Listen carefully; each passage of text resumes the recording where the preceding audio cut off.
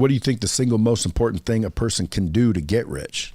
Stay focused. Focus on the few, not the many. Most people are involved in too many deals. Focus on the few, not the many. Do you read a lot or no? No.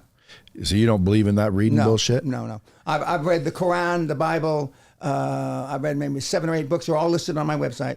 But I forgot more in drunken stupors than has been written in the last 50 years. Do you drink still? What's your drink? Well, I like Vesper martinis. Do you smoke cigars? No. Oh, yeah, I still smoke. I thought you were going to smoke weed. I don't smoke weed. Cigars I smoke, yeah. Cigars are the fucking best. Yeah. How big is your castle? 55,000 square feet. So when nobody's there, what do you do there? Sally and I... are there sections you don't even ever see? Well, I mean, I was up in one of the servants' quarters a few weeks ago. I hadn't been there in 20 years, I don't think. We have 156 acres of pristine... How much is it appreciated over the years? Well, they tell me it's worth about 25 million pounds, which is about $32 or $33 million. I don't know if it is or not. And what'd you pay it's not for sale. Well, no, that's a not fraction. Disposable. No. When'd you buy it? I put in at least 10 million. When'd you buy it?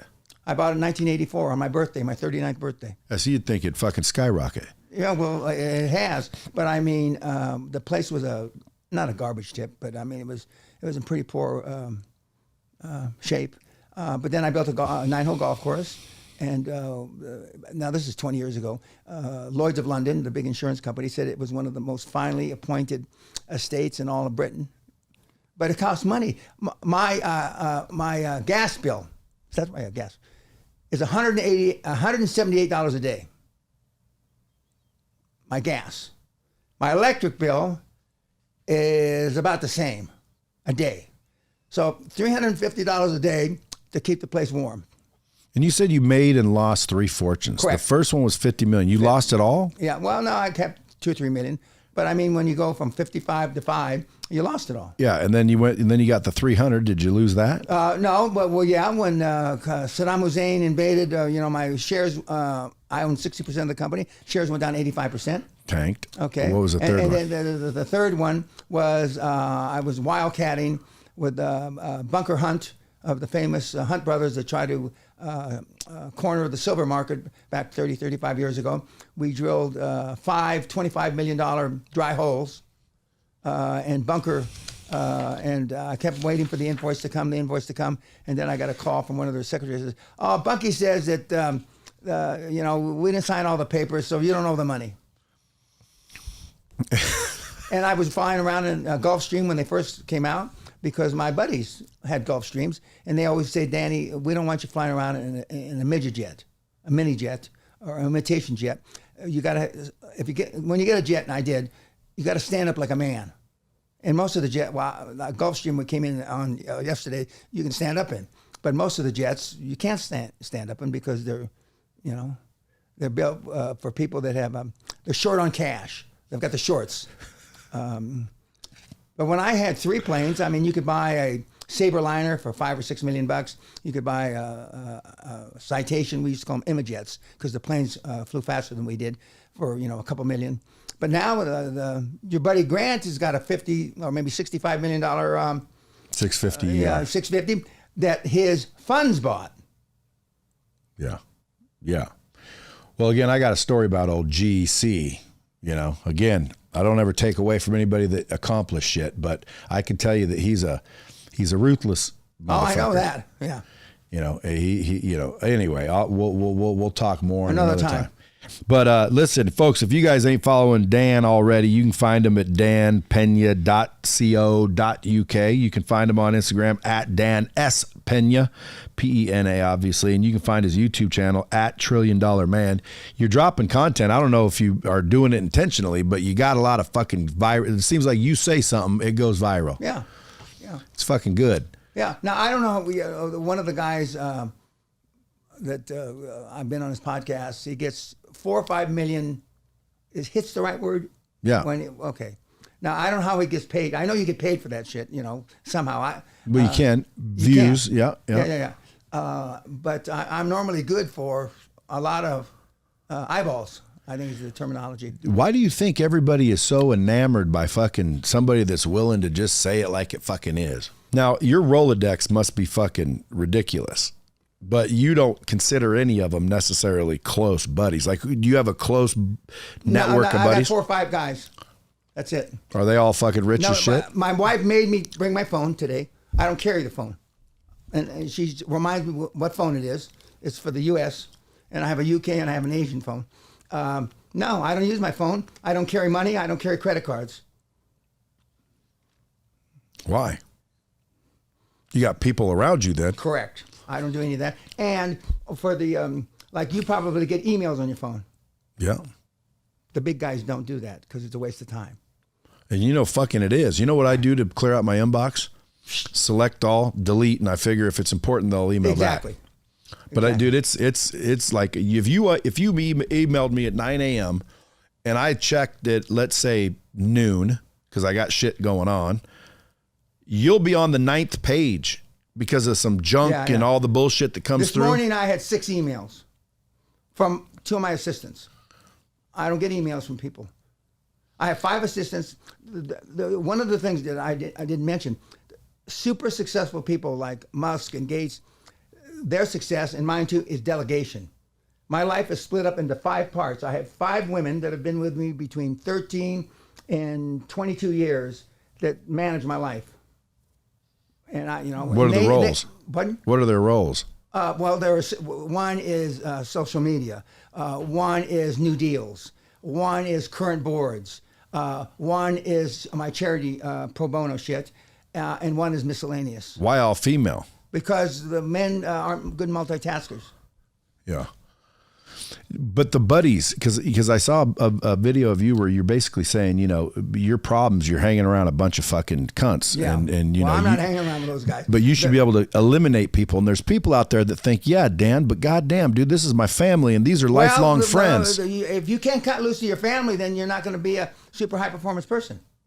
Period. It's not, you sit down when you pee. The guy, not last night, but the night before last, I've known since I'm 10 years old.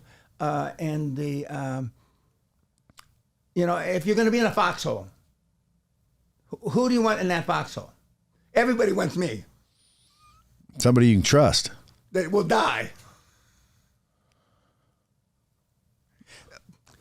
And I get emotional about this. The kids today don't believe enough in anything that they're willing to die for. 61% of the people between 18 and 38 in the UK, they had a survey 2 months ago.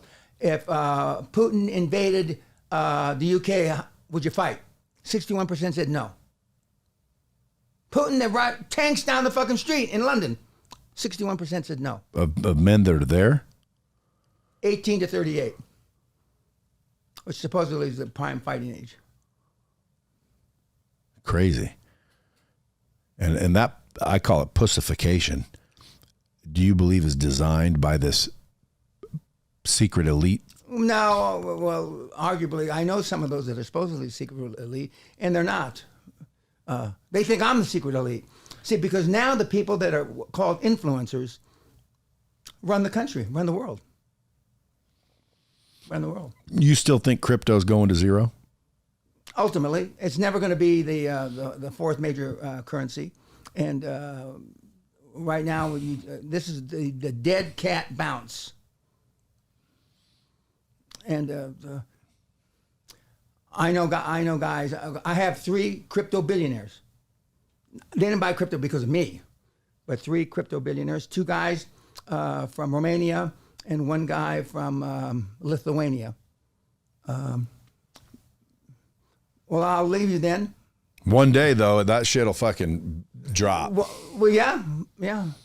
One day it'll drop. And then I noticed you said one time, get cash. That's what's the fuck. My wife and I have been in cash since, let's see, I'm 70, last 18 years.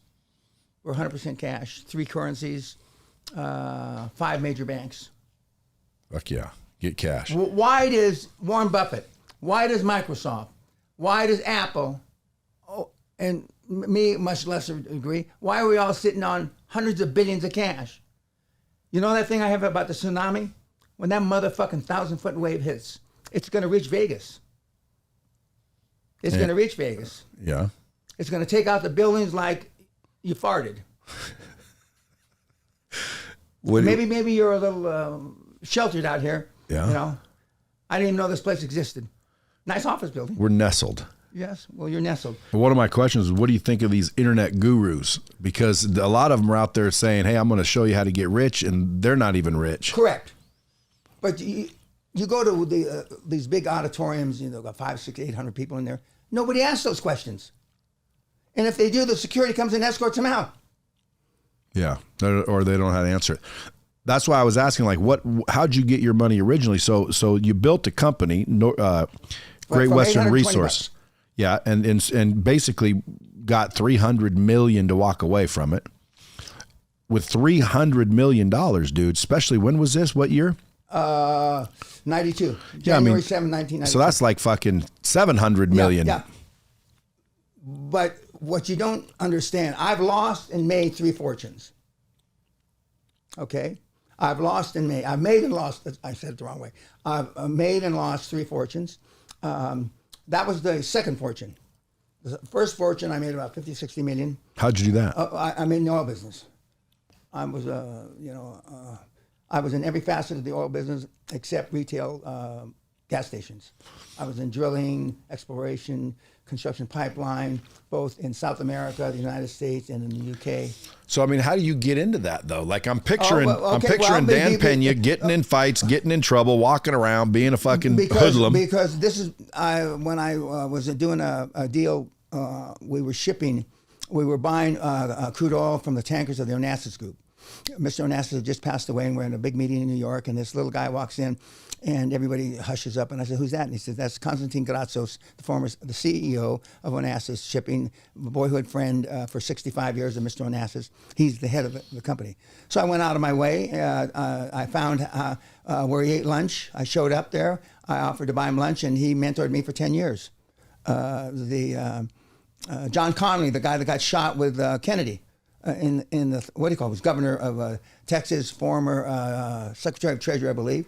I went out of my way and to find out, to his son actually, who's a lawyer, and I went out of my way to find people. Like cold called. I got thrown out of a lot of office buildings. I got thrown out of a lot of meetings. I'd show up at meetings uninvited. What would you say to them? Well, I'll tell you what I did. The Ford Foundation. Remember I told you the Ford guy's smart because his Ford's still on the name, Clayton Ford, who's the chairman to this day. I went to Governor Hugh Carey, the former governor of New York. I went to him because he was a guy that had an eye for young talent. Okay, now he had an eye for other kind of young talent too, but that's not why I was there. An eye for young talent, and he said that I wanted to meet Ford Foundation. We raised $7 million for the Ford Foundation. It's a whole other story. And so I showed up at a board meeting. There's 100 members of the board at Ford Foundation. And I stood up and I said, I want to introduce myself. My name is Dan Peña. And I'm in the oil and gas business. 10,000 energy companies have gone out of business, and we're the fastest growing energy company on the planet, which we were. Fastest growing energy company on the fucking planet. And, but I performed. So you don't just go there with your dick in your hand, you know, having just jacked off in the bathroom. You go and so I've always performed. I tell audiences, which is the truth to this day, I can't remember the last time I failed. I can't remember. So why do you think? Why do you think that's the way it is? Like, what is in you? I got balls like Godzilla. So having balls, not fearing the possible rejection, is a fucking attribute that'll fucking. Do you think Elon Musk gives a fuck what anybody thinks? I mean, I would hope not. Well, I know for a fact he doesn't. And but I know some wealthy motherfuckers that are insecure and they do. Yeah, well, okay, but they're not changing the world like Elon did. Yeah. And when he said, you know, go fuck yourself, that's how everybody talks in those meetings. Or smoked weed on Joe's show. Oh, yeah. And when I was on Joe Rogan, I didn't smoke any weed. Have you ever smoked weed? No. But have you ever done drugs? No, never done. But I had my first marijuana cookie about 5 years ago. I'm in Amsterdam with my wife and one of my business partners. And I said, God damn. We had lunch. And I was walking back to the hotel. I said, Sally, even the water tastes good. I don't understand. So I took a nap, and then we would go out to dinner. And then at dinner, they said, and I was still nibbling on I bought a cookie about this big. I don't know how much weed was in it, but I mean, fuck, I'd be loaded all the time. I mean, and I had sex with it, and I go, fuck. I mean, this is terrific. Out of all the cities you've been to, what's your favorite? Well, I like Amsterdam. I was going to say, dude, that is my... We were public on the Amsterdam Stock Exchange. To this day, when people ask me that, Amsterdam is the coolest city I've ever been to. Oh, fuck. Yeah. Fucking great. I mean, if you want to have... There's 2 cities in the world, on the planet, that I've never had a rejection for a board meeting from a board member. 2. Las Vegas is 1 and Amsterdam is 2. Mm. The old farts still can get it up to go to those 2 cities for a board meeting. Interesting. Las Vegas, I came in 91 and it was like, not even close to what it is today. No. But believe it or not, I mean, one of the benefits of being here is you always eventually get people here. Yeah. Like you being on my show, it's because you're here. I wish you would have said, fuck, I got to get out to do drop bombs. But I happen to get lucky because you're here. So again, I mean, what do you think as far as setting up businesses in relation to strategies like that? I'm not a believer. I'm a believer. Lea Coca, who was fired at Ford and turned around Chrysler. If you're not first or second, get out of business. Rarely are you going to make money being 5th or 8th or 12th. Okay, I go where the money is.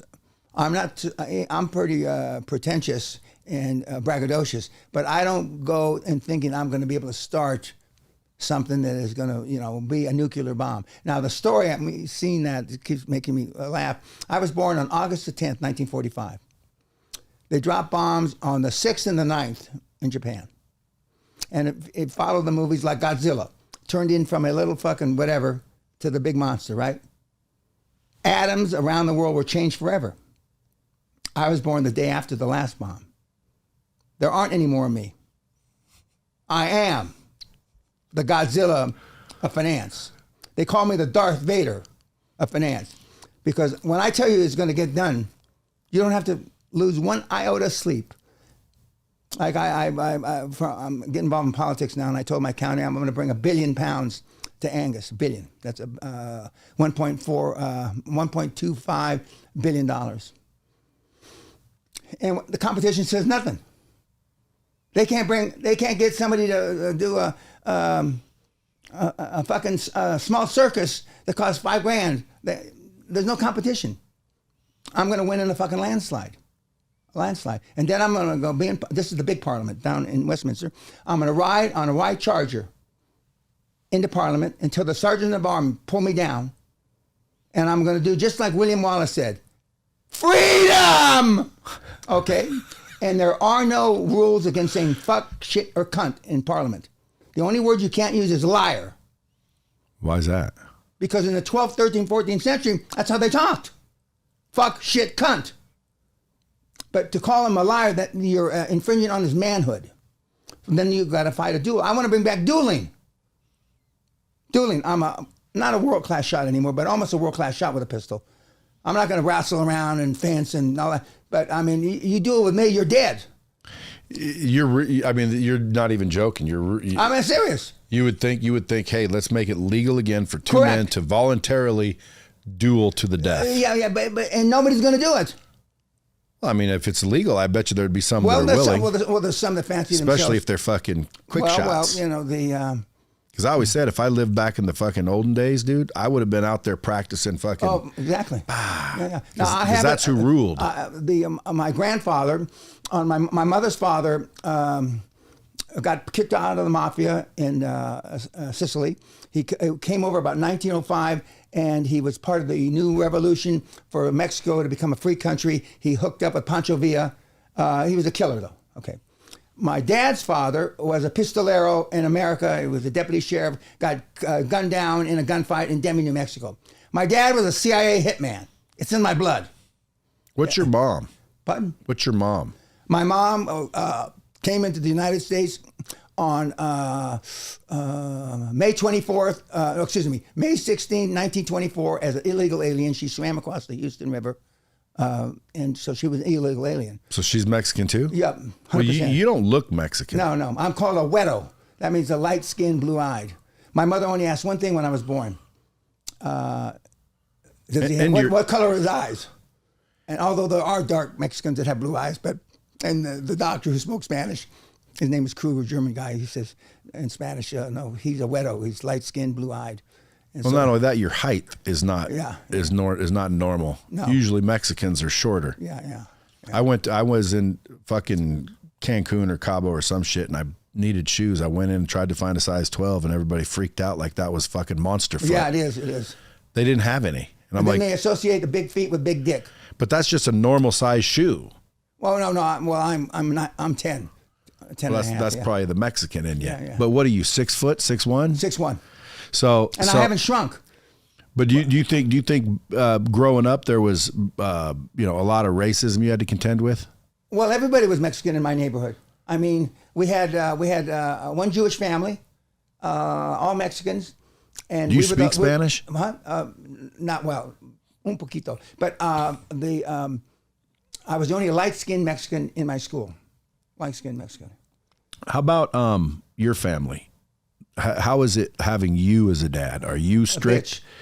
I Did you overreach repeat? my kids. I have one special needs kid, and I have 2 kids that went to the best schools, and they have big jobs, 6-figure incomes in the corporate world. But they don't have the fire in their belly like me. If you could do it over, would you do anything different? No, raising I wouldn't. them? Not everybody can have the fire in the belly. What do you think all the parents are doing wrong to raise these? They want to be their friend. That's I don't give a fuck. I've told my kids when they were 6, 7, 8, 9 years old, I don't want you to love me. Love is a weakness. All I want you when you reach the age of reason to respect what I told you. It's your choice whether you decide to do it or not do it. Yeah. And that's where I am with the kids. Same with my grandkids. Yeah, because I've got 7 kids from 4 marriages. No, women. Okay. But people have asked me because the first 2 was when I was 17, 19. You don't know shit. No. Then the next 2 was from the first marriage, and then the next 3 is from the current marriage. And people ask me, well, how many more kids are you going to have from various relationships? Well, probably no more from various relationships, but who knows? You never know. Yeah, I understand. But I'm not getting snipped, and I ain't done fucking. So okay, who knows? Well, I got snipped after my last child was born.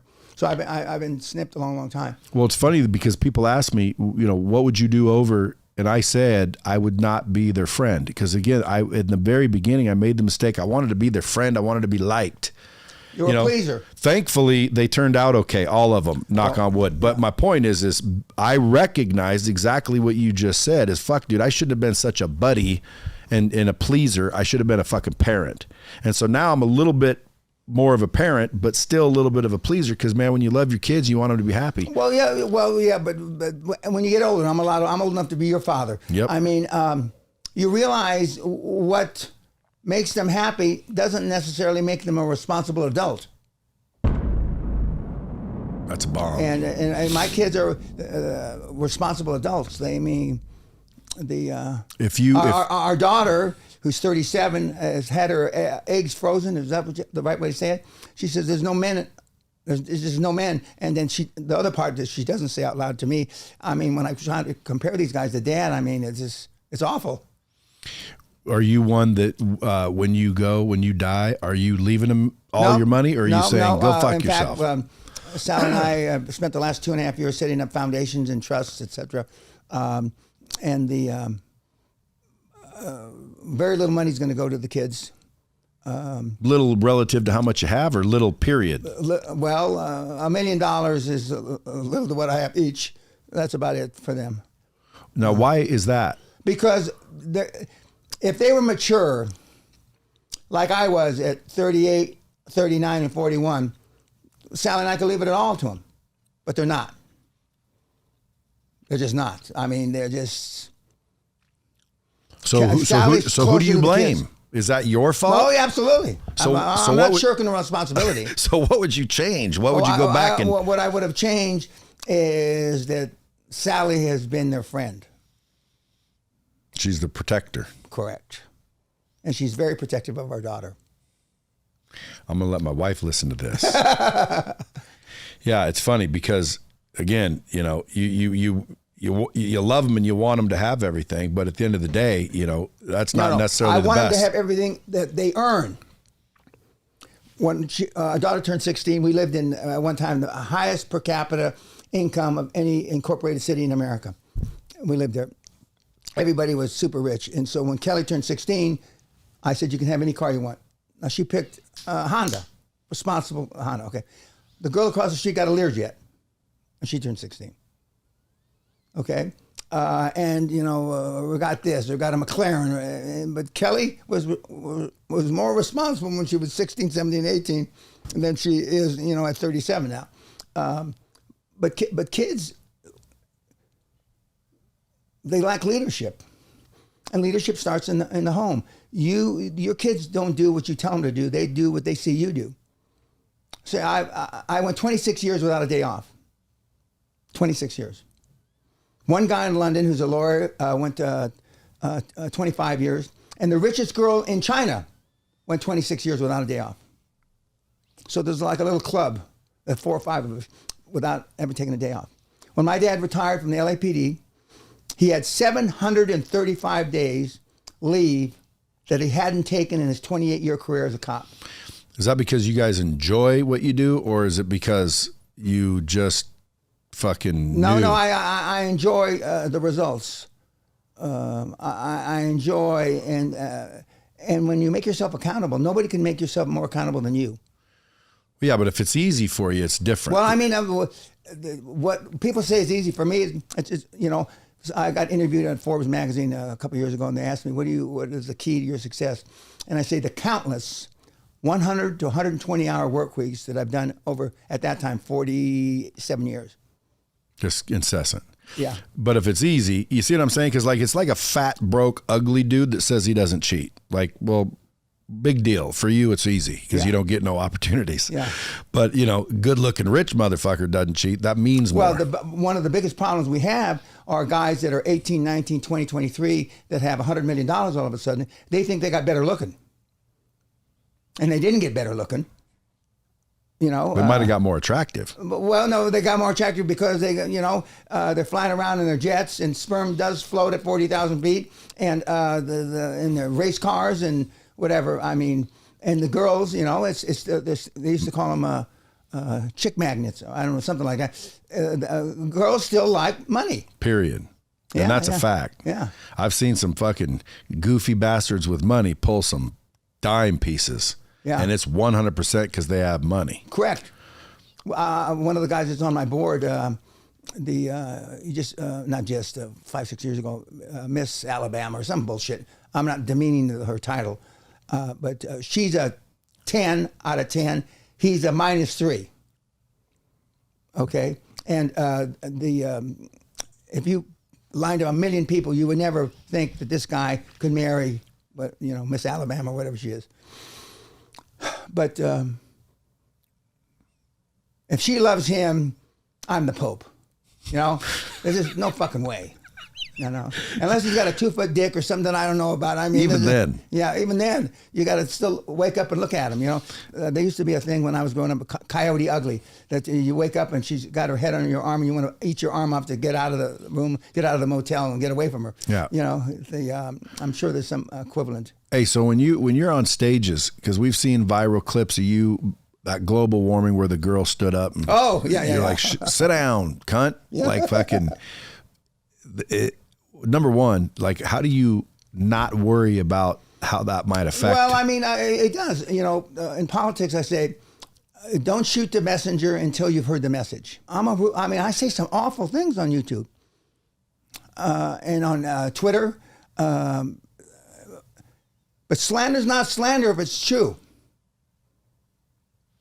Why do you always wear the impeccable 3-piece decked out shit? Well, I'm slumming now. This is my slut outfit. But do you ever just dress down if you're on vacation? No, when I'm home, I wear a T-shirt like that or something, you know. But it normally says "fuck you, you cunt" or something on it. But I got in the 3-piece pocket watch mode about cufflinks, pocket square, bow tie. 45 years ago. And it's boded well for me. It just has. My kids, I should have done a deal with Rolex and Brooks Brothers, which aren't the kind of suits I wear, but the better suits if you have no money. I should have cut a deal, and Rolls Royces. I've got probably 200 mentees that drives Rolls, and because we're a 3 Rolls family, and but I last night at dinner somebody asked, why am I still working hard? I said, because I've got a lot to do yet. And they said, and Sally and I don't want to leave too much money outside our foundations, so we're spending as much money as we can, and we do. What nationality is Sally? She's Irish, then migrated from Ireland to England. She's from Yorkshire. Yeah, it's funny because my grandmother, her name was Sally, but her real name was Celestina Jaramillo. She was Latino, and my grandfather is Irish. Okay. Well, Sally is Irish and Russian. So I want to rattle off some questions because I know my time's running out, and I want to know, like, for example, do you think you are born with masculine traits, or do you learn them? You learn them. And I had a role model dad who was a Marvel superhero. He had a 56-inch chest, 28-inch waist, 19-inch arms. He never lifted a weight. Ethical as fuck or dirty cop? No. He was a gymnast, all-American gymnast. You're talking about your dad? Yeah, my dad. But he was a cop. Yeah, but he was a cop. Was he a cop that... He literally looked... the story was when he was a beat cop, when he first became a cop, they couldn't find a uniform. The pants at 28-inch waist and the shirt that came with the pants, and so the story's still around. But he was my role model. Okay. So how do you teach masculinity to where there's actual men being raised up again? Well, I mean, he had hard standards. He didn't apply those standards to my athletic ability because I didn't have any. Okay. And he could see that. We never talked about athletics, not one time. When I come home, I was beaten by the priests or beaten by the nuns. Then he'd beat me again, and then he'd ask me, why'd you get the beating? Father John beat me because I beat these 2 guys up in the grammar school or whatever. But he held me accountable. He didn't allow for cheating. He didn't allow me swearing, even though he swore like a drunken sailor in front of my mother. He was a feminist in that sense that he thought that women were special, not equal, but special. And women, because in the barrio, a lot of guys beat their wives, and he didn't believe in that. And a funeral we attended a couple years ago, one of the guys has known me a long, long time, and he said, and Manny was his name, Manny always carried 2 guns, even after he retired. He carried an ankle gun and he carried a sidearm like this. And his favorite gun was a 8-inch barrel, 38 caliber Smith & Wesson. And now this is after he's retired. He's teaching college, and at this time my mom's gone. My stepmom and he stopped at a liquor store to buy liquor. He's walking out of the liquor store, and this is his personality. He's walking out of the liquor store with bags, shit, for the weekend, and there's 3 guys mauling my stepmother in the front seat of the car, trying to take her jewelry, grabbing her tits and shit like that. So I wasn't there. I wish the hell I'd been there. He puts down the bags. He walks around behind him, and he takes his 8-inch, and the guy that was nearest to him, he hits him in the side of the head there and shears off his ear and part of his jaw. The guy goes down like a ton of shit. The other 2 guys are turning around, and as the guy turned around, he hits the guy in the mouth with his 8-inch to his spine. Okay? And he put the 3rd guy on the barrel like this. 10 minutes later, when the cops show up, Manny, he's dead, let him down. That's my dad. Badass. Bad motherfucker. So, and again, that's how you raise men. Yep. Be fucking tough. Hold people accountable and fucking teach them the rules. Yeah. What are your thoughts on the Tate brothers, Andrew and Tristan? I don't know enough about it. I know they've done bad shit, but whether they trafficked and all that kind of stuff, I don't know. I don't really have an opinion about them. But they're certainly not running. They have enough money to run. I asked myself that. If I was guilty, would I stay? No. They're not running. Now they're not running. Of course, one of them, I forget which one, but one of them gets off on this shit. He's a egomaniac, but. Well, here's another question. After you die, what do you want the world to remember you, or do you give a fuck? No. I know I won't get credit. I showed poor people how to get rich with no money. But anyone can do this. Anybody can do that. See, I want to learn that shit. I was going to come out there one of these days anyway, and I'm like, well, dude, this is like no-brainer education. It is. Because literally, like, all you need to do is be willing to fucking work. Correct. And have some balls. Correct. Which I got them. Okay, and I'm willing to work. But that's all it takes. But I want to learn how to acquire them because I keep building the motherfuckers. And you know what I'm learning? It's probably easier just to buy them. It's easier to buy revenue than create it. Yeah.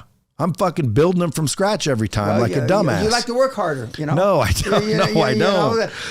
I thought that's how you did it. The Godzilla cells that I have maybe didn't get up to Oregon, where you come from.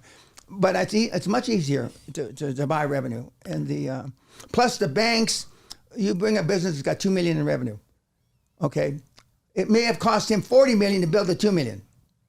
But the banks realize it's de-risked already when you bring it to the door, if you're going to use commercial banking.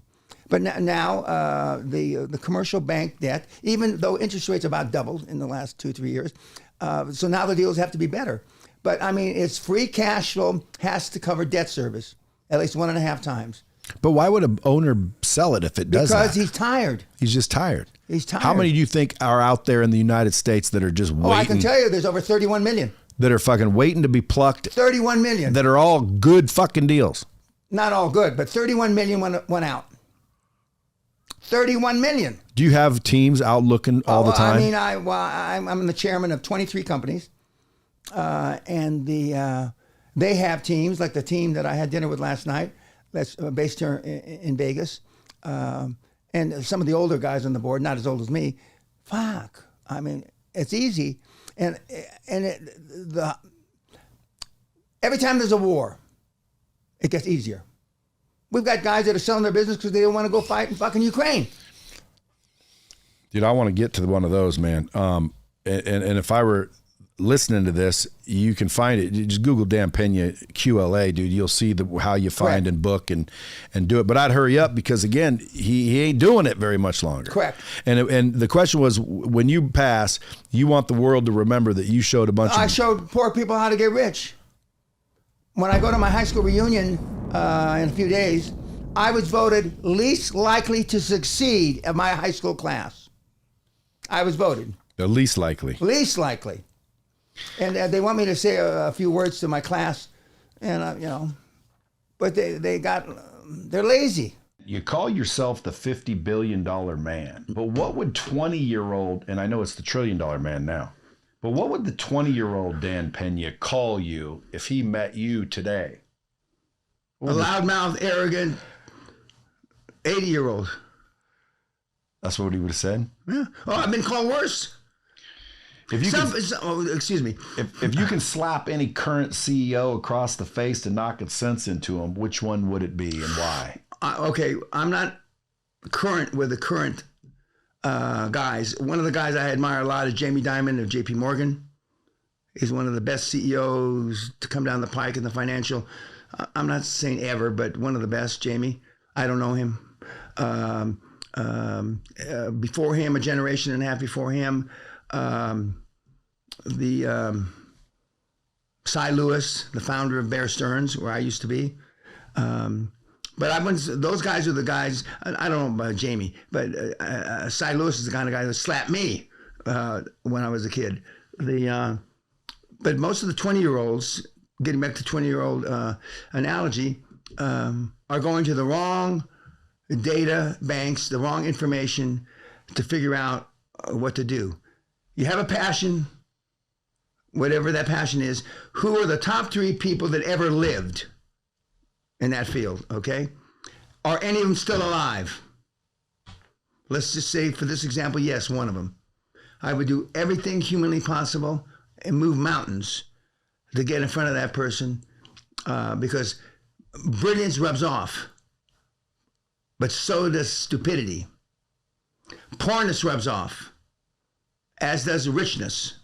And I put myself in front of some big hitters. Back when I was a lot younger, Bunker Hunt of the Hunt family liked me and took me under his wing. And unfortunately, I was part of the group that tried to corner the silver market back in the day when you were just a youngster. But I wasn't involved enough to get in trouble. The Hunts and several of their surrogates went to jail over it. But these guys were afraid. I went and saw Steve Jobs. Worked with him. These kids are cunts. They're afraid. And if you're waiting for an invitation, meathead, you're never going to get an invitation. It's not going to happen. It's not going to happen. And just the same way I met Costa Grazos, the CEO of Onassis, I went out of my way. Now, this is before they had security in buildings and stuff like that. So I was able to do, some stealthy James Bond kind of shit, getting in and out of buildings. But if you want to, just like the sniper, and I'm not using an analogy because I want you to shoot somebody, was on the 14th hole of Donald Trump's golf course, waiting there 20 hours. What shitty security? I can't even believe it. 20 hours. I mean, you can, Do you think that's shitty security, or do you think that's a setup, part of the setup? Letting them do it. Yeah, well, and then they saw the muzzle in the bushes and they shot at it. Well, I'm a United States government trained criminologist, and even though my data is old. One, you don't shoot at muzzles. Two, it's impossible for 20 hours. The guy sat there with his picnic lunch. It's impossible. But some of these things don't, many of the things don't add up. So what do you think that is? It's a deterioration of humanity. In 2004, Professor Hawkins of Cambridge, before he lost his ability to speak, when he had to speak to a computer from his wheelchair, he said a lot of things. And I started reading the History of Time about 5 or 6 weeks ago. Some people say they can't get through the first 15 pages. Now, I am smart. There's no question about that. But I'm on page 400. I mean, what are you all, fucking brain dead? What do you got, shit for brains? But anyway, back to Hawkins. Hawkins said that, number one, we are on a mediocre average planet, and there must be at least 1 trillion planets just like us. We just haven't found out where they are. And he alluded to, then how smart are we? There's 1 trillion of us out there, and we're still jerking our dick under our table. I added the jerking part myself. The second thing is our brain is slightly more useful than a chimpanzee. Okay? We're lucky that I'm adding this part. We're lucky that the Planet of the Apes didn't come to fruition, where the apes run the humans. Okay? And the third is that we have a proclivity, and only one thing on the planet has a proclivity to feel sorry for itself. Homo sapien. Animals don't. You can ride a horse underneath you until it dies. Birds fly till they die. And we fucking feel sorry for ourselves. Isn't that weird? Well, I don't think it's weird. I mean, we're through. 2014, I'm 10 years later, slower than the great Professor Hawkins.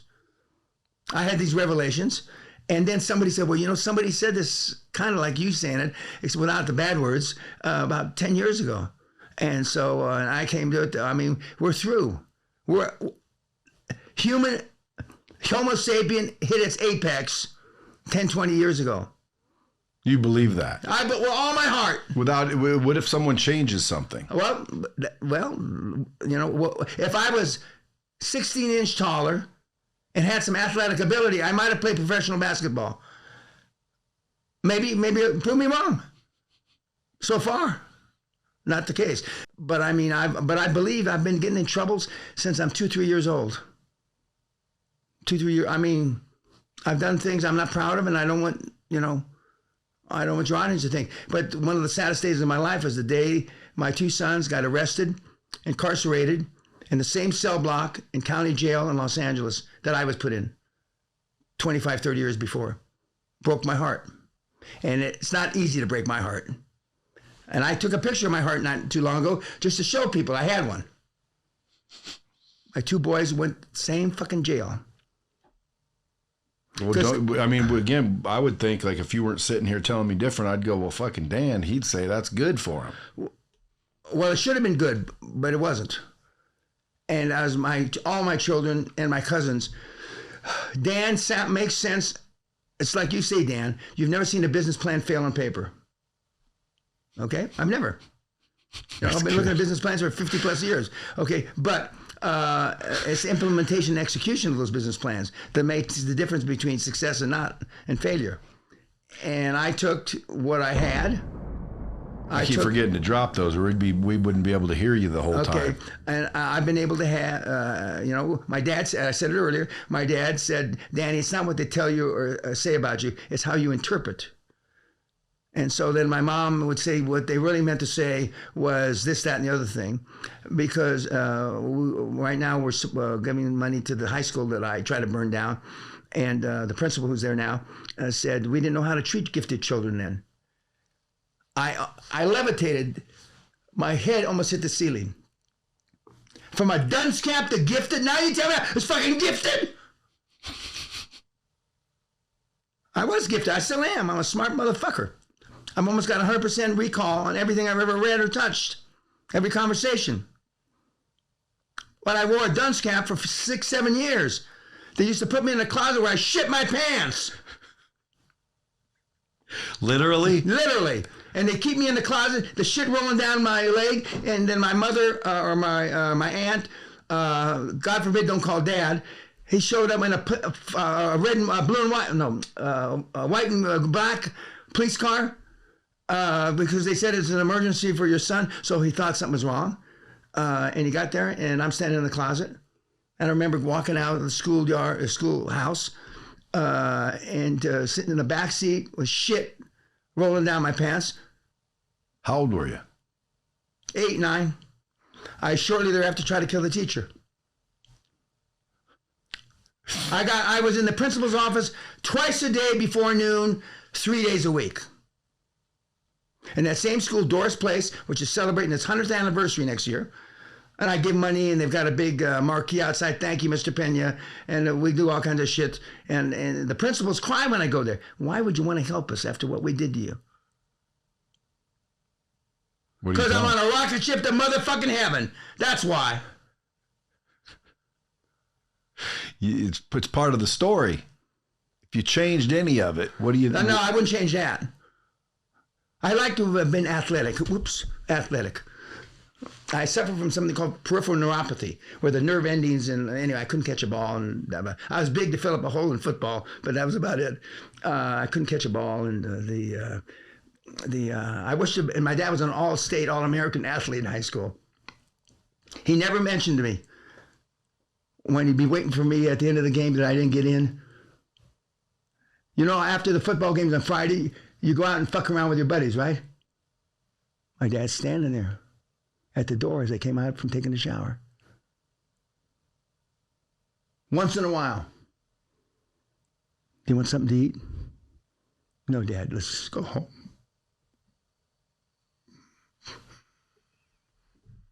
How old were you then? 16, 17. But see, that obviously drives emotion today. Why is that? Because I know I'm the man he made me. Boom. It's motherfucking right. And these guys, this current crop, you have no idea what disdain I have for all these pricks that think they're gurus. The dingleberries I missed wiping my ass this morning have more than they offer the meathead public. I eat these cocksuckers for breakfast. Would you ever consider taking on certain physically? Yes. No, not fighting.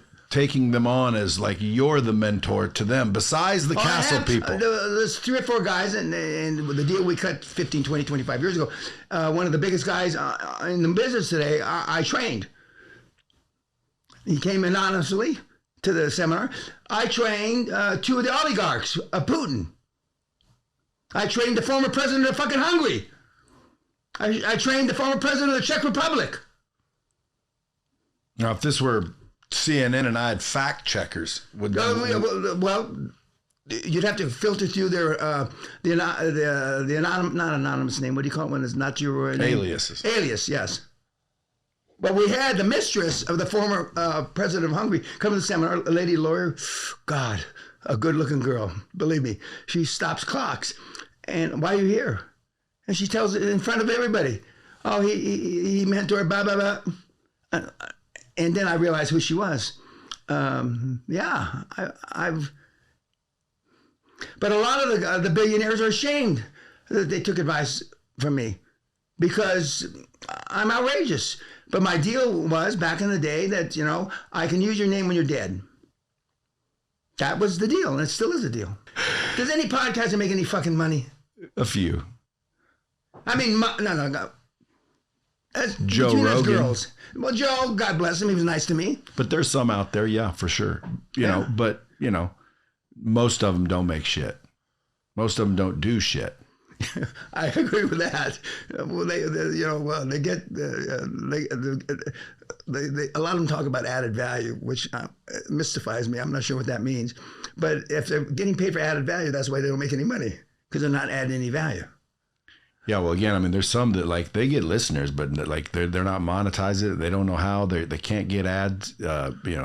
Promoter. Like I don't advertise on this show. I don't say, hold on, Dan. Hey, Blue Chew gives me a hard dick. If you got troubles, you know, I don't do that. But there's people that do, and it's like amazing how much money they're making. But very few. I mean, very fucking few. 1/10 of 1% get more than like this, not very many downloads. It's crazy.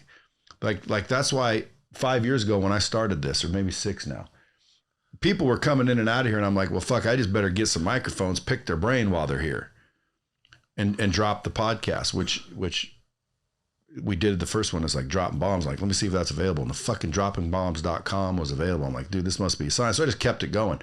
Now, dude, like we get that many downloads. We're in that top, but like I'm not making, you know, $100 million fucking dollars with it. But it does get me motherfuckers like you sitting in the chair, which could make me $100 million. And I've made a lot of money through that. Good. And lately I have found a way to start generating an extreme amount of money. Not extreme, but compared to nothing, you know, 8 figures a year with it. Good. So there's not even a lot of those. But don't you have a podcast? You should fucking start one. If you had a podcast where I can choke people.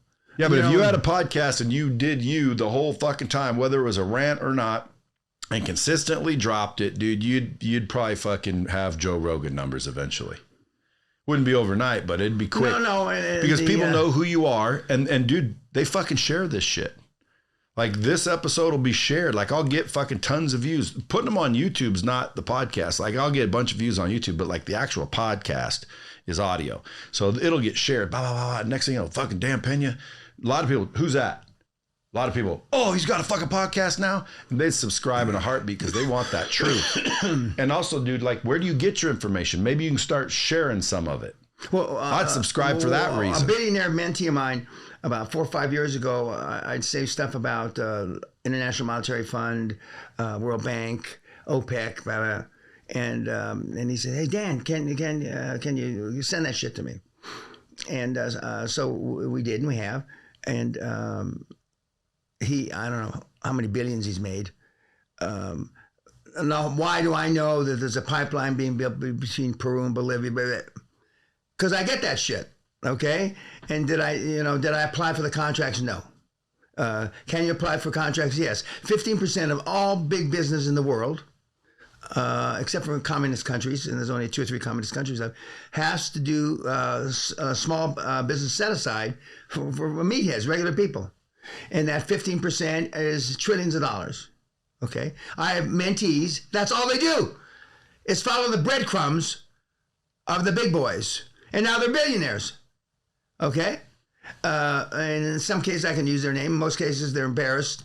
I made $11 billion last year off a combination of the United States government, the Canadian government, and the Polish government, picking up breadcrumbs. I've been preaching this 53 years. I used to say, this is an exaggeration, there's not this many people that follow my advice. That's not true anymore, okay? But I still like to go with this many people, okay? But like negative oil, March 2020. I won't say $1 trillion was made. How did you know it was doing it? You just knew because of the evidence? Because I've been in the business 50 years. I've been to Cushing, Oklahoma, where you swap wet for dry barrels. If you think government is inefficient, this is government 300 years ago. So what's the next big negative oil? No, I'm not sure we'll ever see negative oil again. But what's the next thing? You got anything that these listeners? I mean, like if they take your word. If you are a real breaking news, ladies and gentlemen, the big next collapse will be commercial real estate in the United States. That's the big, in 2025, between 40 and 65% of all major real estate loans are going to come due. And there's no fucking money to pay them. So what'll happen? Collapse. If you knew that there were 1 million square feet spaces empty in Manhattan, if you knew that 23 of the last 24 quarters, Manhattan real estate has gone down in value. If you knew Beverly Hills in the last 29 or 30 quarters, real estate values in Beverly Hills has gone down in value. If you knew Mayfair, which is the Beverly Hills of London, 19 of the last 20 quarters, it's gone down in value. Why don't you know? Because you're a moron. That's why I call you meatheads. I can spit out information like this from now till Christmas. And if I had fact checkers here, they'd you get on them. Get those fact checkers on. I'm fine. I'll put up $1 million to one. But they would verify what you're saying. Well, your fact checkers aren't smart enough to get all the data together. And I'm not being insulting. I know, but like commercial, why is it going down? Nobody needs it. Nobody wants it. Because the theory that when they all went home over Corona, this was the theory. Yeah. They were going to bring them back someday. Some of them have brought back, okay? People would rather be unemployed or for less money and not have to come to an office. I agree with that. Okay. I have employees here. Same thing. I sent them home, Corona.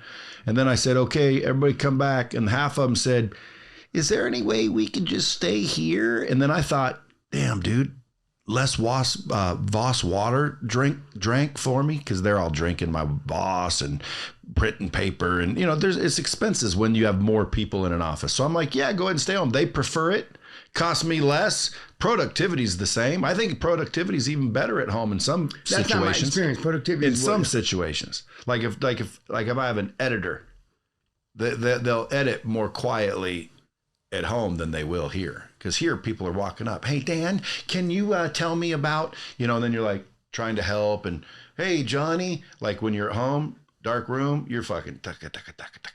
But not all positions. And your culture goes to shit when people are at home too. Okay, let me do the commercial real estate again.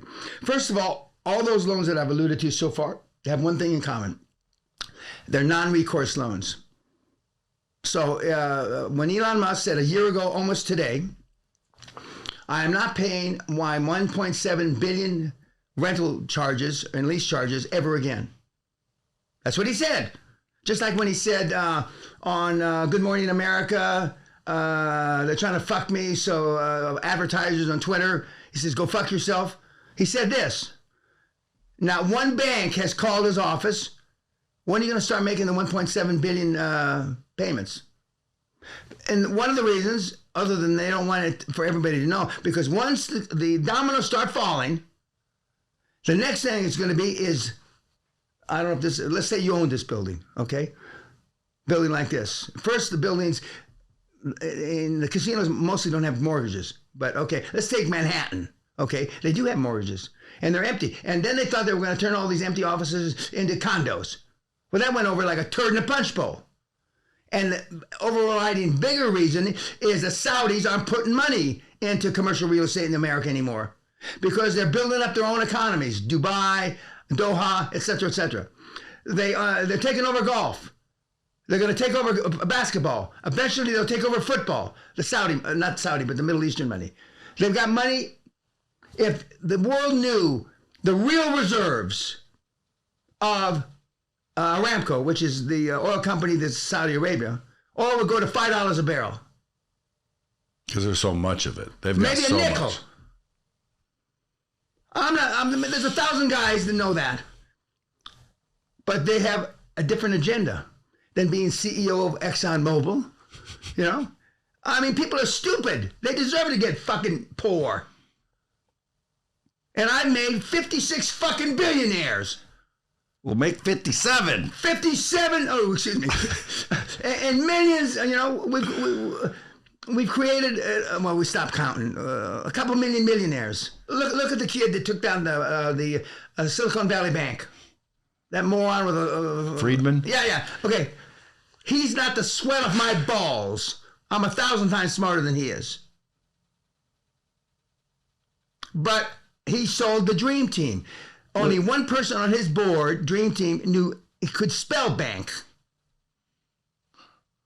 The girl that ripped off the government for billions, she's in jail now. She came up for an antidote for some bullshit, and it didn't work, and everybody knew it didn't work. Okay?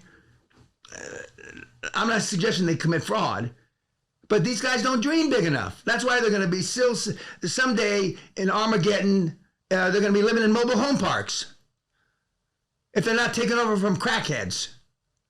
You have no idea. I've been around a long time. More importantly, I've been around a long time all over the planet. And I know what can happen. Getting back to the question about Camilla. Now, would we have turned into Venezuela? I don't know. Who? Camilla or whatever the fuck her name was. Or is. Okay. He's talking about Kamala or Kamala. Whatever. Harris. We're going to go back 50, 100 years from now. And Elon Musk said it. This is a turning point in life for this fucking planet. It is definitely a fucking pivotal More moment. importantly, selfishly, for my own greed and avarice, and the greed and avarice of my flock, as they're called, we're going to make trillions. Not billions. Trillions. And the 2.3 trillion I've created, if I can't create 10 trillion, I should blow my fucking brains out, metaphorically speaking, of course. The money's there. It's like bird nests on the ground. But your audience and all are too fucking stupid and or too fucking lazy. And if you think you're going to learn cock on a podcast, you know, go take some arsenic or some shit.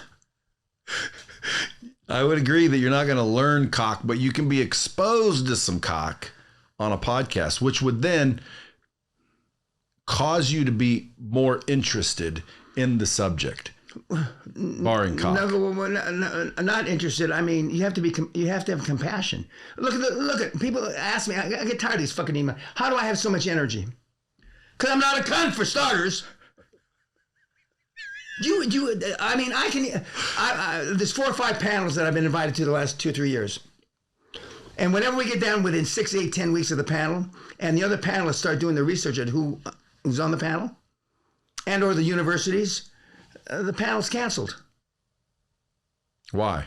Because, one, I know more than the entire fucking other members of the panel together, one. And two, I'm not afraid of saying it.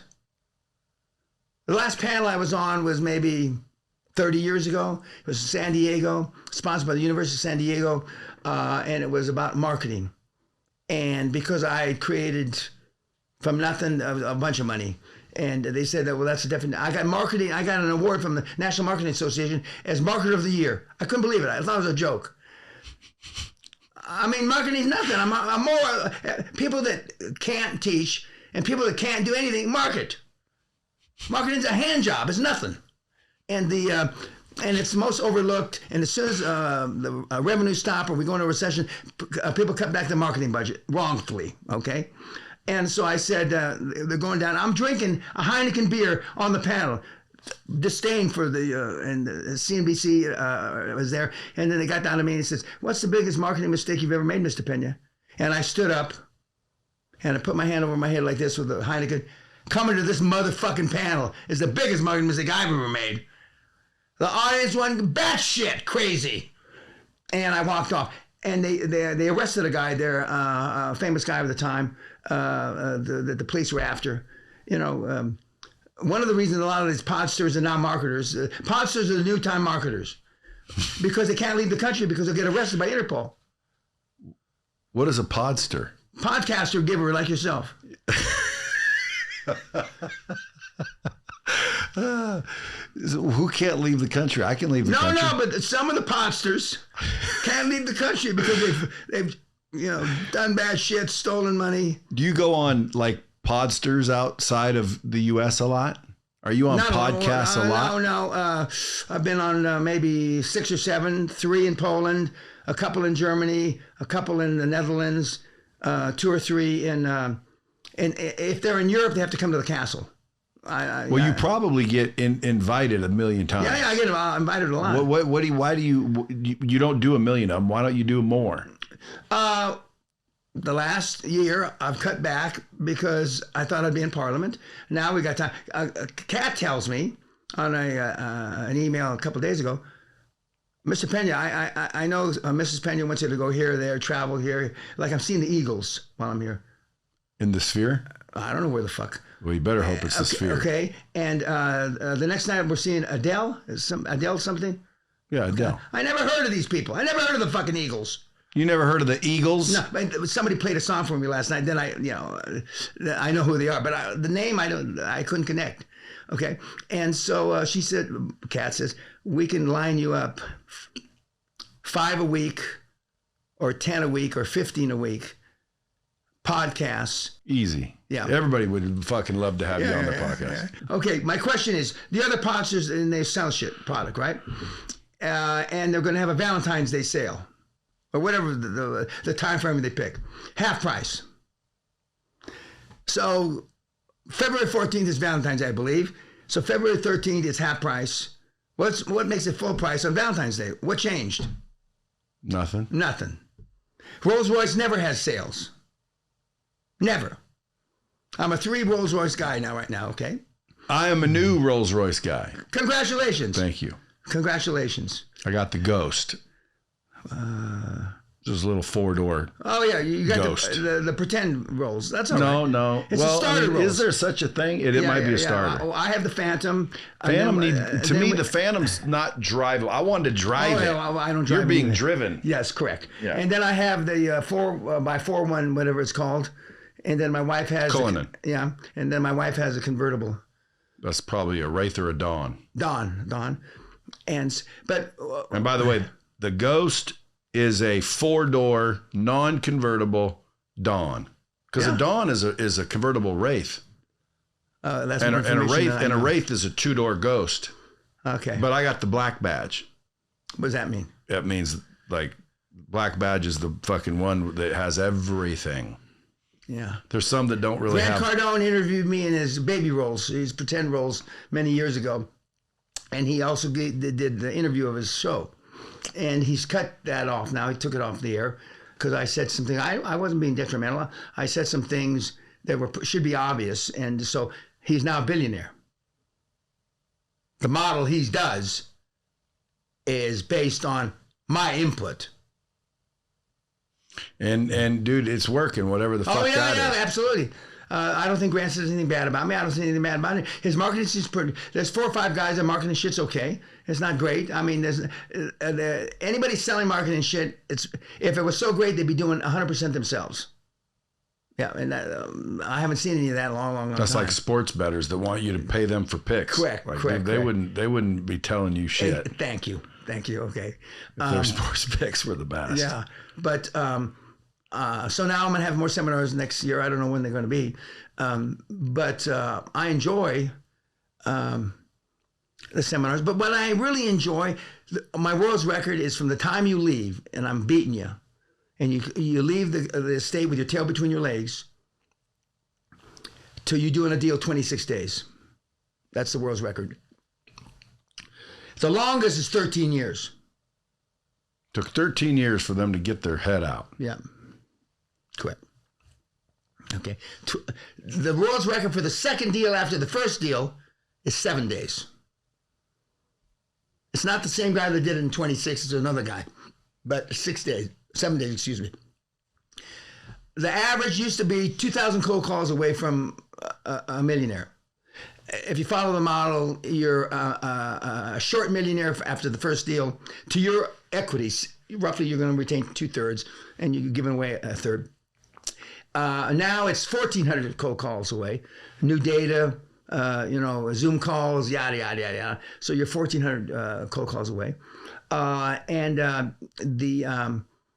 now the deals have to be roughly twice as good because interest rates are roughly doubled for deals to the extent that we use commercial finance. But 75% of the deals done by the kids, the flock, the meatheads, no commercial banks. Let me show you how to do that. No Is it with SBA? No, SBA is a commercial bank. No Bank of America, no Bank of Montreal, And by the way, just for the record, for the meatheads listening, you don't need to be rich to do it. No. But my question is, because everybody knows, like, well, not everybody, but everybody that's listening should understand, this is like, he's already done this a million times. Look up QLA, Dan Peña. You'll see that he's got a freaking castle in Scotland. You go there and basically learn how to fucking do all kinds of shit that if you can just go do, you're fucking But rich. all my material is free online. Okay, 98% of everything. But what's not free online are the webinars with my big hitters every day, with the people out in fighting in the trenches. Testimonies. Yeah, but they're there doing it. Like, I've got a billionaire guy in Africa, an Ellie, and they all say, we don't know why everybody doesn't do it, but once you get over it, they say it nicer than this. Once you get over Dan's personality, and if you can block it out and focus in on the information, and some of the will say, and you get over it feeling sorry for yourself, why wasn't I here 20 years ago? And you get over it not crying, and then I'll put one of the guys on saw the guy shit his pants. And if you've never seen a human being, grown man, national hockey star that you know his name, shit his pants, once you get over that, this is a piece of cake. It's like taking candy from a baby, or as Mr. Peña says, shooting fish in a barrel. But we got stumbling blocks, but it's an emotional stumbling blocks. None of them are doing them, but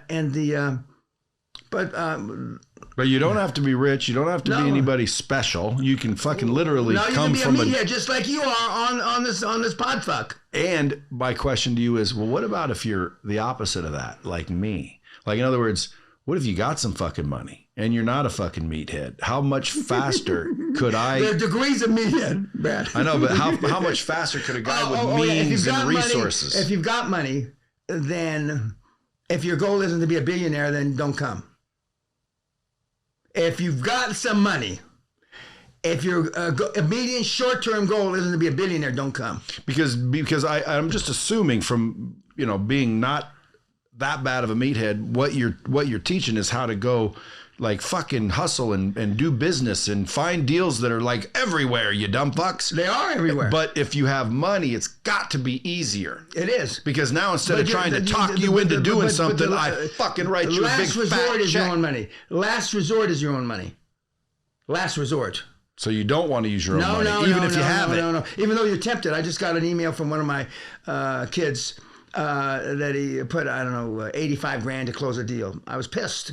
He was happy. It's his 5th, 6th, 7th, whatever. I was pissed. You need to put that fucking money in. And but he wanted to get it done because we're having a board meeting in. And what if he lost the deal? Well, he didn't lose the deal, But I tell you, we've got some sad stories. There's 5 or 6 stories we share, and the guys know we're sharing it. Where the guy, in a coma 7 months, he wakes up, the business is gone. His board stole it from him. I could have bought Bitcoin at motherfucking $50. I could have bought it at $3 or $4. I have 4 Bitcoin billionaires, not because of me, in spite of me, because they were buying it at 50 cents, $1.80, that kind of shit. And 2 of them are Romanian Mongoloid brothers from Chicago. They're literally brain dead. Billionaire brain dead now. But hey, that's my point. Like, that's why I would throw in my own money, because like I don't want that deal going over here, because someone's going to get that deal if they fuck around. And like sometimes I'm thinking in my head, well, if you're teaching people how to do this with fucking no money and Correct. Without their money, and they're doing it. What happens when someone comes in with money and a 840 fucking credit score and a fucking a Rolodex to choke a horse? I have no credit score. You have no credit score. I have no credit. You have to have credit. No, you're wrong. Having money in the bank gives you credit. Well, you're wrong. That's not. I don't want to dispute you on your own podfuck here, but that's wrong. I mean, but credit scores don't get these deals done. So it's a. I don't know if 840 is high, low, or middle. I don't know. So you don't need any credit. No. What do you need? Balls? Yeah, basically. I misspoke at Harvard in 1993 when they asked me, what would you attribute your success to vis-a-vis balls and brains? I was wrong. I said 90% brains, 10% balls. In 1997, when I went back again to Harvard, and I said it's 50-50. Okay. And now I'd say, if I had to say it again, it's 90% balls, 10%. What I know. Well, then I'm going to be a billionaire because I got the balls. The only one stopping you is you. Well, I got the balls. I just don't know the details. Yeah, and which is why I'm coming to Scotland. When guys come in there to have some money, and they say we have one-on-one time, and can I have a word with you? What is it about? Full disclosure in front of the seminar. Well, I don't want to tell all the guys that I'm a fucking moron. Well, I'll happily tell him you're a moron. He says, because I kind of know this, but because I've never met anybody that really did it this way. Okay? And I said, well, you've heard 11 people get up here. One guy, the most recent big hitter, did it while he was in prison. Prison.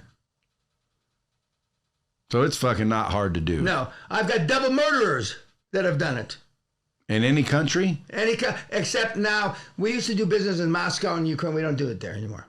So, but who's usually showing up at the castle? Americans? No, 40% American, 25% Europe, mainly Germany, the Netherlands, and the UK, and then the 10-15% all over the world, Australia, Canada, South America. There's only so many spots. How many 25. spots? There's 25 spots. And it takes a week to learn this shit? Well, you're there 6 nights. 7 days and 6 nights. 7 days, and it starts at 9 in the morning. Breakfast is at 8, 9, through 5:30. Then you have study time, and then we have dinner, and then you have homework and study from about 9 o'clock after dinner till 11 or 12 o'clock at night. Completion of the homework is mandatory. There's no excuses because that's part of the learning process. And we've got the learning process down to a fine point now. And our success is phenomenal. It just is. And when you see the people, when you see the 13-year guy, you can't understand why it took him 13 years. But when you see the 26-day guy, he's like Quasimodo in The Hunchback of Notre Dame. I'm not making fun of you, Irish, but I mean, let's call it what it looks like. 26 days. To do what? To make about 10 million pounds, 15 million bucks. But see, most people stop then. But there has to be one of those disclaimers that says, not normal for everybody. Oh, yeah. Well, a lot of people can't get by the disclaimers on my site. And plus, when you come to the seminar, you sign a paper. If you kill yourself, it's not my problem. If you go home and strangle your kids, it's not my problem. Yeah, page after page after page after page. Well, that's so you don't get sued by the pussies. Oh, I still get sued. You ask me how many lawyers I had? 20. But I have 0 losses in that department, and the current guy, Peter Harasti, who came to me, he was making 30,000 euros a year, and he sold cookies at the mall at Christmas to buy his children Christmas presents. Now let's keep this in context. Okay, he is now the largest healthcare provider. Private, non-government owned, in Eastern Europe. He's made 3 exits, selling part, 3 times, and from his 25,000 square foot new house that he's flipped into 2 new houses, and his wife, who was considered barren, cannot have children. You're going to start having lead in your fucking pencil again, kid. 4 more kids. She hates me. 4 more kids because he's fucking with purpose now.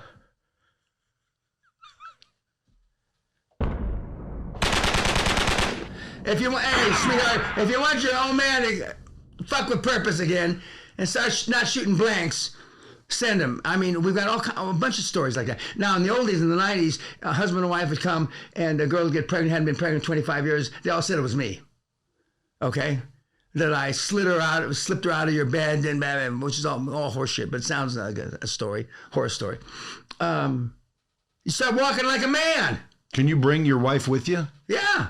Can women go? Can women go? Yeah. So that you don't care if it's male, female, or it.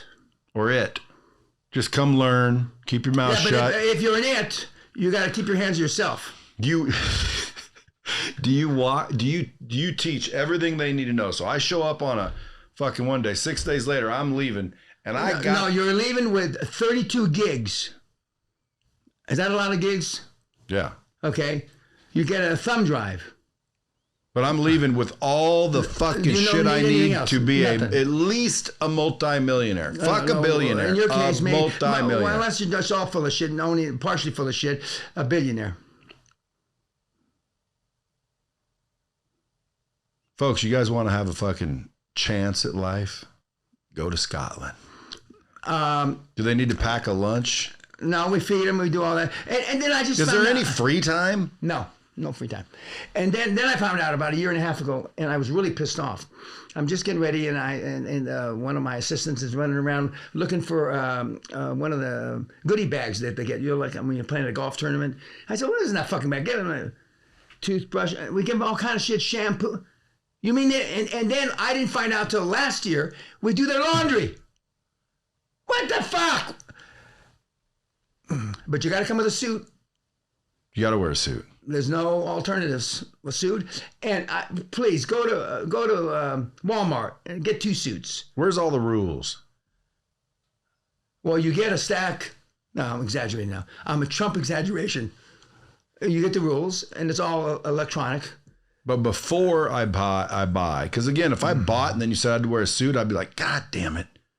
Well, then they'll come. But where's the rules? Stay a peon all your life. I mean, I don't give a shit. But where's the rules so someone can see the rules? The rules of engagement.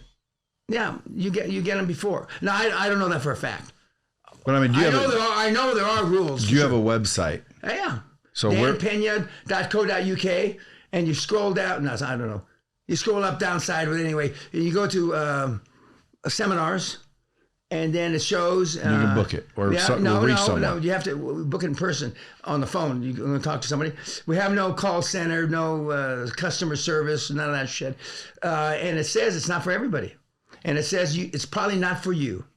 It's not for you. We tell people up front. And now I used to have people pissing and shitting as testimonials, but we don't do that anymore. I'm a grandfather now, so... but we can prove people shit their pants. Categorically. Not anymore, though. No, the last one was a year and a half ago. A world name, renowned hockey player. Shit his pants?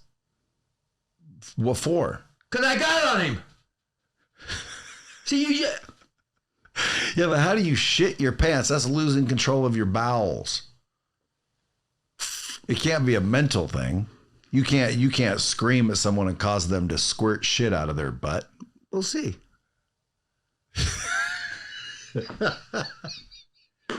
No, the guy that I saw with the muscles. Greg. Okay. I think. Okay. About 5'9" or 10, balding hair, a round chubby face, big. He wears t-shirts like you that are too small in your biceps. Yeah, Greg. You know, okay, but much bigger arms than you with tattoos. And I kept looking at it. He had a tattoo on his forearm. Okay, yeah, we got guys like that piss their pants. That's Greg. He seemed like a very nice man. But you know what the derivative of the word nice is? Stupid. 3rd, 13th, 14th century, stupid, idiot, mongoloid. That's fact. Most people don't know that either. Okay. That's why when someone says, "Oh, that deserves a bomb," he's nice. He's nice. I'm like, that ain't really a compliment. If you leave the seminar and for whatever demented reason you like me, I didn't do my job. So it's like fucking business boot camp. Yeah, but most of the guys haven't been to a real boot camp. But anyway, but in the 90s, we had to do obstacles and climb the tower, and we had some people seriously hurt, fall off. But not anymore. No, we don't do that. We don't do that. Now there's no... We have boxing, though. Good, well. We have boxing. What if it's females? Do they fight each other? Yeah. It was originally set up, I would take one at a time. You first. And you'd box everybody? Everybody. And then see who can put me down. I was not put down, but my insurance got canceled. But now there's no physicality. No, between if you sign up to box, yeah, and then we'll put you in with a 6'9", 400-pound guy that knows jiu-jitsu. What's the purpose of getting people to fight? Because whatever you experience in the ring outside when you're implementing this program, it'll be de minimis. It's not comparable for the things that you're afraid of. Because remember, most of these guys never been in a fight. So it's teaching them some balls. Correct. Some balls. And one of the grandsons of the royal family of Saudi, who came through 6 or 7 years ago, PhD from MIT, he had never been disciplined by his nannies. And we've got a famous picture hanging on the wall of him taking his first punch, and he missed the guy's head by a foot. Okay, he punched where the guy wasn't, and so and he said, "I never felt more alive." But he's going to inherit $42 jillion when his granddad dies. But six of the royal families in the Middle East use my material. Well, I've talked to a few people that went over there, and they said your shit works.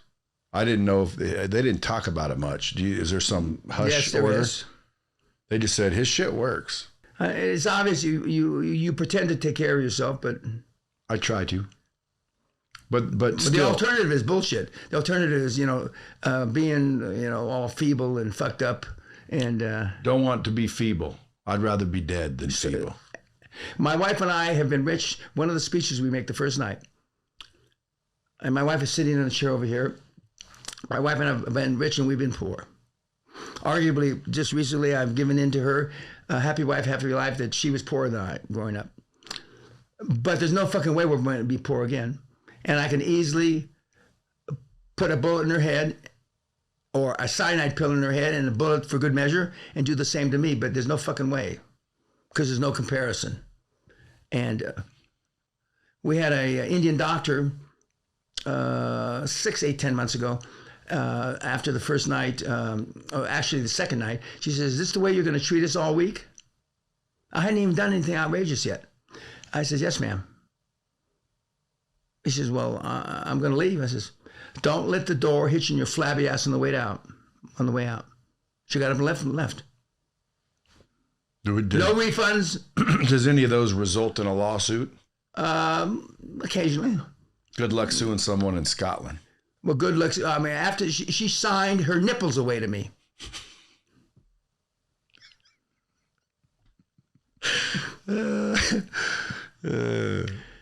Now, that lady, the whole global warming thing you alluded to at the beginning, what wasn't shown on the film is she charged me on the stage. Is that that's not part of the YouTube?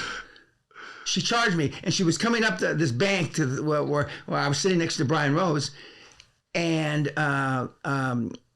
she was below me, and just as I was going to take a sweep kick and kick her head off, she fell and rolled back down to the thing.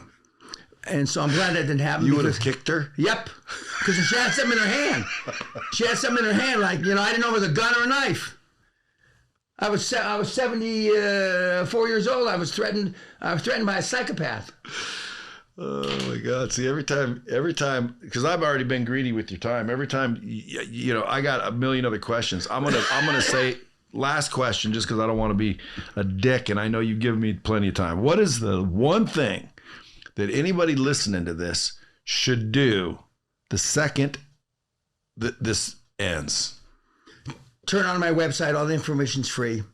For the beginners, take off my website, QLA for Dummies. It sets you up mentally and emotionally for what's to come. QLA for Dummies. take the 3, 4 success tests in the order that they're given, free again.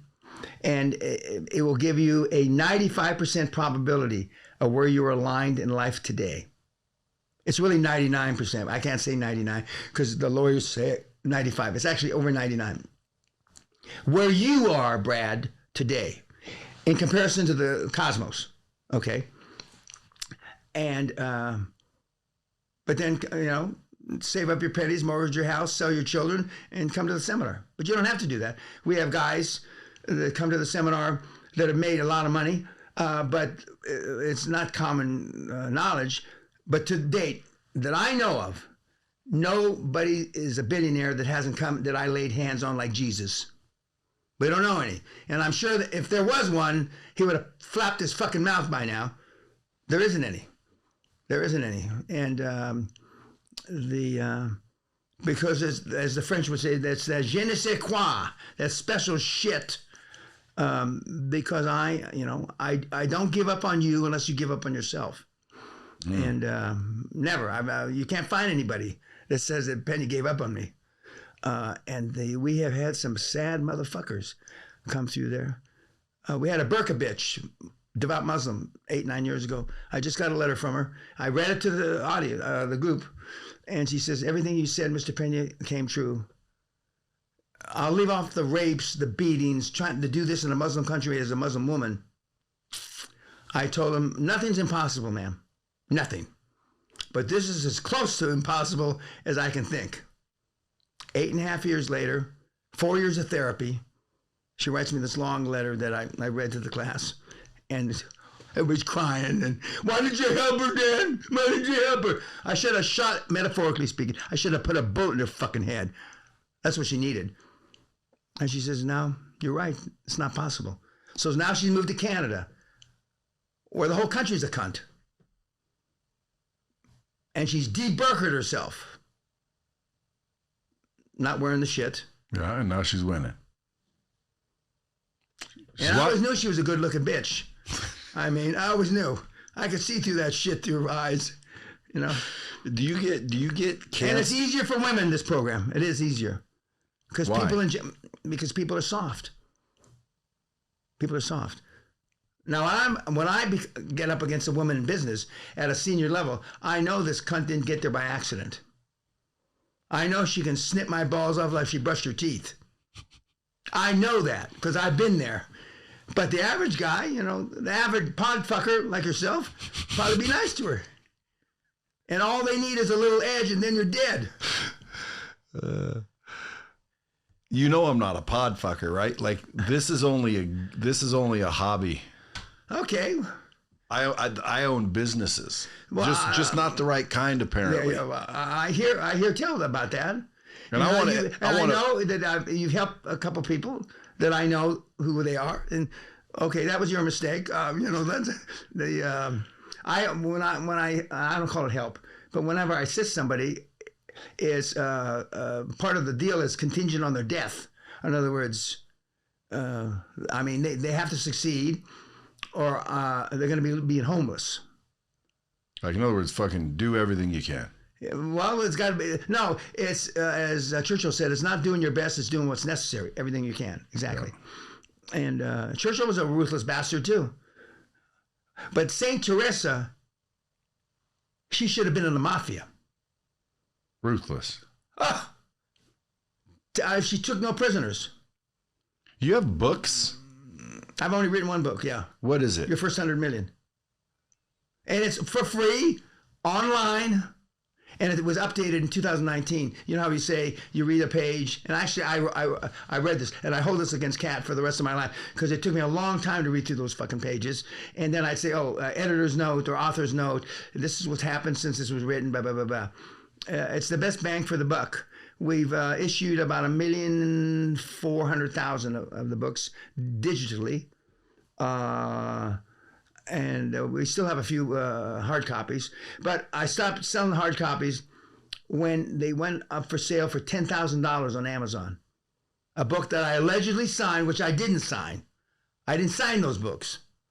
and it had a fake signature, and it sold for $9,700. And there's still copies running around that are selling for $5,000, $6,000, $7,000, $8,000. Just because they're like rare? Correct. Folks, listen, I keep him here all day. I'll try to get him back one of these days. Till next time, keep it fucking real. And Dan, thank you very much for showing up. My pleasure. Peace.